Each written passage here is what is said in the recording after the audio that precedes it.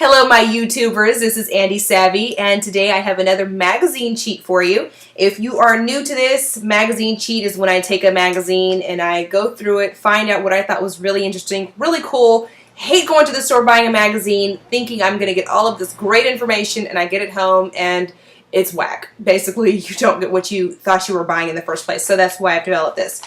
Today I'm doing the May 2011 copy of Cosmo, or I would like to call it the Sex Bible. Now, I'm not going to be getting into all the sexy details of the sex article that's in here, but there are a lot of other great things about this magazine that I really do want to point out. Now, in terms of trends for the summertime, what I learned, ladies, is that if you go out and buy a really nice bustier, I'm pretty sure you can get away with it this summer. Things that are flowy, that have florals, and even ruffles are really great picks for this summer. Now, in terms of flats and what to wear on your feet, now, don't get me wrong, I absolutely love the Louboutins, love the Jimmy Choos, but honey, I love me some flats too. Now, when it comes to flats, last year we had those those neon colored jelly looking shoes from like 1992.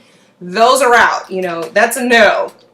On page 96 here, they've got this really cool article on these great shoes that are going to be really, really savvy for this summertime. So, for example, they've got some really nice sandals here that have fringes on them, others that tie up, some that even have some really cute little spikes, and others that are braided, and some others that are embellished. Those are in for the summer, so those are a go.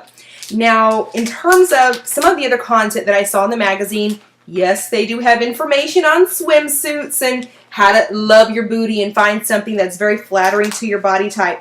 But they also had a lot of other good reads. Now, one of the ones that I really, really liked in terms of the articles was this read here on your secret love weapon. Now, when I read it the first time, to be honest with you, it sounded like information I had heard from a friend. And if you read it too, I'm certain that you've probably heard some variation of it from your mom or your sister or your best friends. But basically, it talks about this concept called the rubber band effect. And according to Cosmo magazine, it's this basic idea that there's this huge rubber band around you and your guy. And whenever he starts feeling like he's getting too distant or that he just doesn't really want to hang out so much anymore, you kind of have to treat him the same way. You know, you have to pull in the same, or excuse me, not in the same direction, in the opposite direction, and create a little bit of a tension. So as you're pulling away from the rubber band, it makes him also just kind of come back to you. It makes him launch his body and catapult all of his love and affection back towards you, because he's going to be kind of like, my girl hasn't been checking on me in a while. Maybe I should try to see what's up with her and make sure that I haven't lost the love of my life. So I just think that it's a really good read because, sometimes we get advice from our friends on how to deal with guy troubles in terms of how to get somebody back or get them to be more into you. And sometimes the best antidote for that is really to just lay the hell off, give it a little bit of space, and watch him kind of come back to you. So really good read there. A lot of really great advice. Now, another article that I thought was absolutely hot in this magazine is this article here called Shit That My Boss Says. Funny as hell. Now, I think it's kind of a play on the book that's out that I think it's called like Shit My Dad Says. But this is kind of funny too. And I think that, I guess just to sum it up, everybody somewhere, in the U.S. or wherever you live, we've all got some lame boss that we've run into, no matter what your profession is. We've all had one asshole or some jerk that said something to us that's just been off the wall, and you're like, what the hell are you talking about? For example, so I pulled a couple out. You might like them, you may not, but still really good read in the magazine. One of them is, according to Christine, who's 18, is your nail polish chipped? We cannot have that. Now, I haven't had a boss tell me that we can't have this, with my nail polish being chipped, because sometimes I'm not that good about changing the color when I should, but I thought it was kind of funny. Another one is from Layla, and she's 26, and she writes in, after much consideration, I've decided to allow jeggings in the office on Friday. Yes, you're welcome. So I can't imagine my boss telling me, you're welcome, because it let me wear jeggings into the office on Friday, as if wearing jeggings was just going to be everything that was just going to make my day and my life so much more complete, right?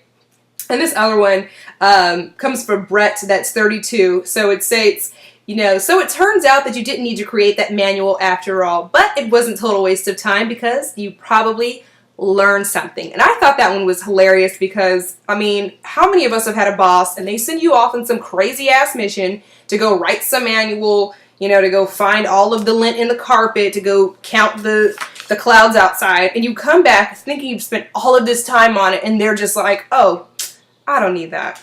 So it's a really good read for a Friday afternoon. Really good, really good read, and kind of funny and kind of quirky. Just kind of gets you, kind of loosened up because, hell, we've all had some bad work experience or somebody that we didn't really care for that was over us that said something and it's just kind of been like, what planet are you from? So I thought that was really kind of cool. Another thing about this magazine that I loved was this article here on page 182. And I think that whether you stop in the magazine to pick this up and just kind of browse through it or you purchase it, you need to read this article. It's called 25 Times You Shouldn't Apologize. And it's just a testament to the fact that, hell, you cannot be a people pleaser. So I circled a couple here that I thought that really resonated well with me. Excuse me. Number 3, before giving your opinion.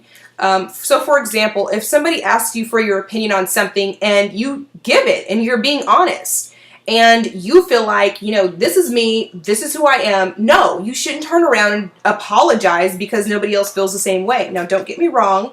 You need to be tactful when you do it and when you say however it is that you feel, but you definitely shouldn't apologize because you don't think the same way as the people that are around you. I think difference of opinion is good. It helps people learn and really challenge why they think about something the way that they do. Number 2 is after proving a point. Sometimes, and I'm really guilty of this because I just love the satisfaction. I'm sorry. I'll prove a point. I'll basically prove a point to the point that I want to be like, snap. But sometimes after doing that, well, I don't really do the snap thing, but after I feel, after I prove my point, I kind of feel the need to kind of backtrack and be like, but I'm sorry, you could kind of be right, and truth is, the person's wrong. They're wrong as, they're wrong as it is hot in hell, so you can't really go back and backtrack and be like, oh, I'm sorry about that, when you really shouldn't be. And one of the other things that I saw in here that really kind of stuck out to me, especially just because I see it coming up more and more that I'm a little bit older, when people are invited to a place and you've got to RSVP and somehow or for some reason you feel the need to RSVP yes or maybe, and you know that you're not going to go, or you feel bad about telling them you're going to go and you really don't want to do it, I don't really think that it's out of the question to just be like, no, just no. I have other plans or I have something else that's going to take precedence on that date or time, and just really stick to that. So I think that that's something that, it was a really good point that they made in the magazine, as well as, the others that are in here that I think you should read the article for, about not apologizing or not feeling compelled to cave in when you're right or when you have your own opinion about something. I think that's very, very, very good advice for both men and women, just period. I wouldn't say it's just a great read for women. Now, some things I didn't really care for in the magazine, and believe it or not, there are a couple. One is this article here in the back on scents. Let me move over a little bit. There you go.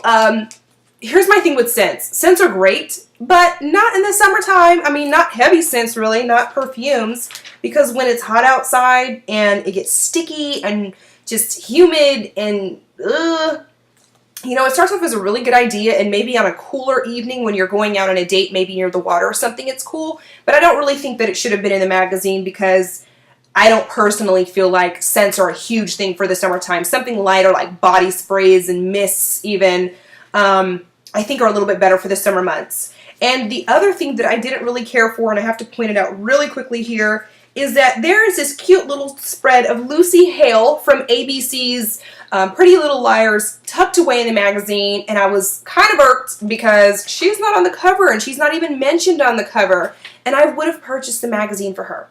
Overall, I give this magazine an A-, so if you're looking for a really great read for under $5, I'd say go ahead and get the Cosmo.